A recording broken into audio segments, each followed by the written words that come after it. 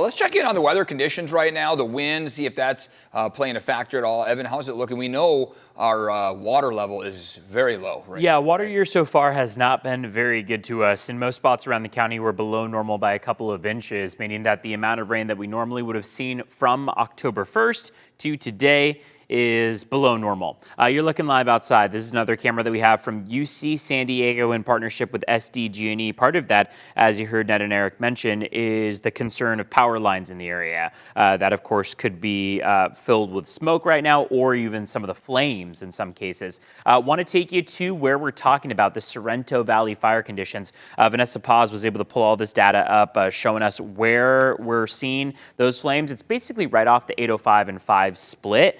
Temperatures right now in the area, 71 degrees. We've been able to warm up pretty quickly. You just saw that jump to 72 degrees. We're going to be warming up more and more as that marine layer pulls its way back. Winds are out of the west-southwest, so we're going to be seeing those winds come out of the west and coming out of the south, which means that we could be watching for more of that wind to travel east and more of that smoke to travel east.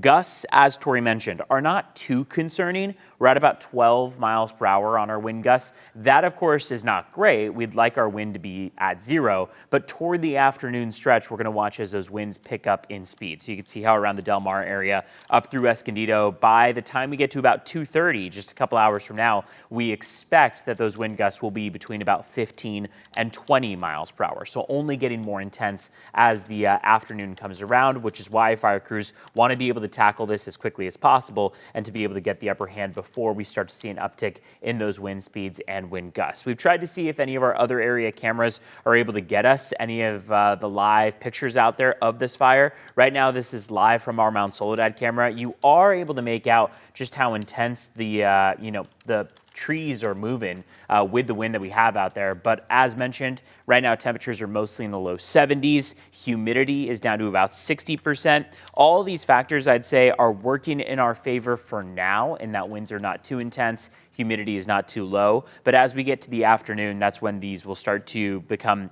a little less comfortable. That's when winds will pick up. That's when temperatures will climb for those fire crews on the front lines. It's when humidity will drop, and still no rain in sight, which means that that brush out there, as you saw from Tori's live look and from the photographers that we have out there, the brush out there just in general is very, very dry.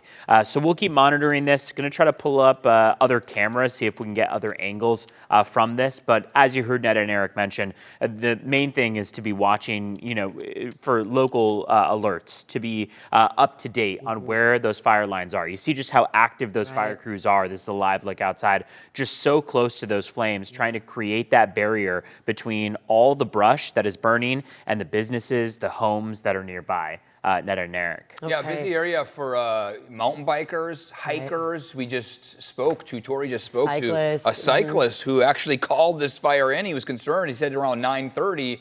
And even he was shocked by how quickly it kind of blew up here. You'll notice in all of these live looks, the power lines that are running across. I mean, those fire crews were, hosing off the brush right underneath the large power lines. And that initially was, part of the problem. They said there were downed power lines in the area, which is why they did not want to send those hand crews quickly because they want to make sure the firefighters stay safe. The air attack is going to be really critical in this because it's dangerous if obviously they step across any downed power lines.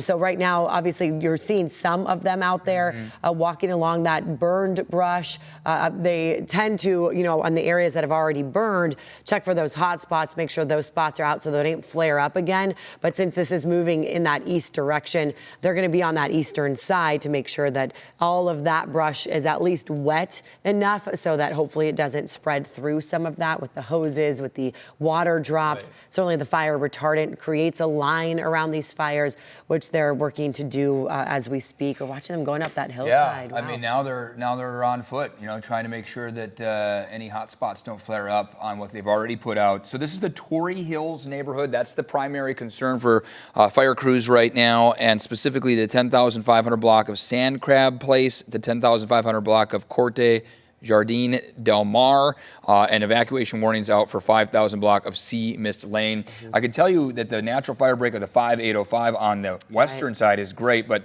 to the east, This is a large lagoon kind of area. The Penasquitos Preserve, Penasquitos Creek, goes for about a mile of area where that could potentially let this fire grow more if they are not able to get a line down. And about a mile east of there is where you have that Penasquitos waterfall.